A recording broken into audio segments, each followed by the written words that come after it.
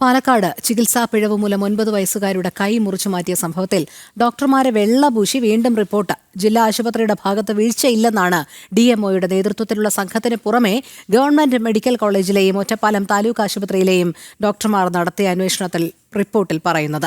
ഒടിഞ്ഞ കൈയിൽ മുറിവുകളുമായി എത്തിയ കുട്ടിയെ പരിചരിക്കാതെ പ്ലാസ്റ്റർ ഇട്ടതുകൊണ്ടാവാം പഴുപ്പുണ്ടായത് എന്നാണ് ആരോപണം. ആരോപണം നിലനിൽക്കെ ഡോക്ടർമാരുടെ റിപ്പോർട്ടിൽ മുറിവിനെക്കുറിച്ച് പരാമർശം ഇല്ല എന്നുള്ളതും ശ്രദ്ധേയമാണ്. അരുൺ ആലത്തൂർ ചേരുന്നു. അരുൺ, പാലക്കാട് 9 വയസ്സുകാരിയുടെ കൈ മുറിച്ചു മാറ്റിയ സംഭവത്തിൽ ആ ചികിത്സാ പിഴവിന് വീണ്ടും വെള്ളപൂശുന്ന ഒരു സമീപനം തന്നെയാണോ നിലവിൽ ഉണ്ടായിരിക്കുന്നത്? അന്വേഷണ സംഘം നൽകിയ റിപ്പോർട്ടിലും അത് തന്നെയാണോ പറയുന്നത്? തീർച്ചയായിട്ടും രണ്ടാമത്തെ അന്വേഷണ സംഘത്തിന്റെ റിപ്പോർട്ടിലും പൂർണ്ണമായിട്ടും ആശുപത്രി അധികൃതരെ വെള്ളപൂശുന്ന തരത്തിലുള്ള റിപ്പോർട്ടാണുള്ളത്. ഈ കുട്ടിയുടെ കയ്യിൽ എങ്ങനെ പഴുപ്പ് വന്നു എന്നുള്ളതിൽ ഒരു ഉത്തരവും ഈ അന്വേഷണ റിപ്പോർട്ടിൽ ഇല്ല എന്നുള്ളതാണ്. പാലക്കാട് ജില്ലാ ആശുപത്രിയിലെ ചികിത്സാ പിഴവ് മൂലമാണ് ഈ 9 വയസ്സുകാരിയുടെ കൈ മുറിച്ചു മാറ്റിയത് എന്നിരിക്കെയാണ് ഇത്തരം കാര്യങ്ങൾ ഇല്ലാത്തത്.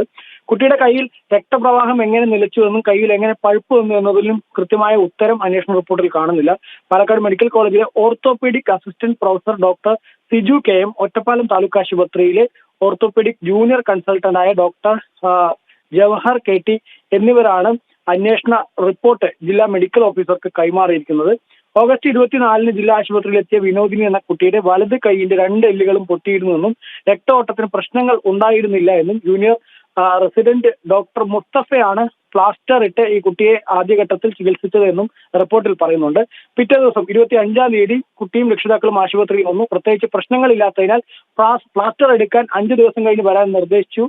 ഈ സമയത്ത് ചികിത്സിച്ചത് ജൂനിയർ കൺസൾട്ടന്റായ ഡോക്ടർ സർഫാസ് ആണ് ഒ പിയിൽ കുട്ടിയെ നോക്കിയത് എന്നും പറയുന്നുണ്ട്. പിന്നീട് 30-ാം തീയതി അസിസ്റ്റന്റ് സർജൻ ഡോക്ടർ വൈശാഖിന്റെ ഒ പിയിൽ കുട്ടിയെ എത്തി.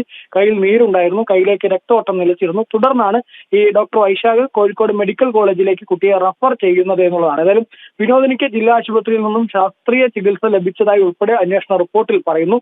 ഓഗസ്റ്റ് 24-25 തീയതികളിൽ കുട്ടിയുടെ കയ്യിൽ രക്തഓട്ടത്തിന് പ്രശ്നങ്ങൾ ഇല്ല എന്നും 30-ാം തീയതി രക്തഓട്ടം ഇല്ലെന്നും അന്വേഷണ റിപ്പോർട്ടിൽ പറയുന്നു എന്നാണ്. അതേസമയം എങ്ങനെയാണ് രക്തഓട്ടം നിലച്ചത് എന്നത് സംബന്ധിച്ച് ഒരു കാര്യവും അന്വേഷണ റിപ്പോർട്ടിൽ പരാമർശിക്കുന്നില്ല എന്നുള്ളതാണ് ഒരു കാര്യം. മറ്റൊന്ന്, ഈ കുഞ്ഞിന്റെ കയ്യിൽ കുടുംബം തന്നെ പറഞ്ഞിരുന്നു നേരത്തെ ഈ മുറിവ് ഉണ്ടായിരുന്നു, രക്തം ഒലിക്കുന്ന തരത്തിലാണ് കുട്ടിയെ ആശുപത്രിയിൽ എത്തിച്ചത് എന്ന് കൃത്യമായിട്ട് പറയുന്നുണ്ടായിരുന്നു. പക്ഷെ ആ മുറിവിനെ പറ്റിയും എവിടെയും പരാമർശമില്ല എന്നുള്ളതാണ്. ശരി, അരുൺ ആലത്തൂറാണ് വിവരങ്ങൾ നൽകിയത്.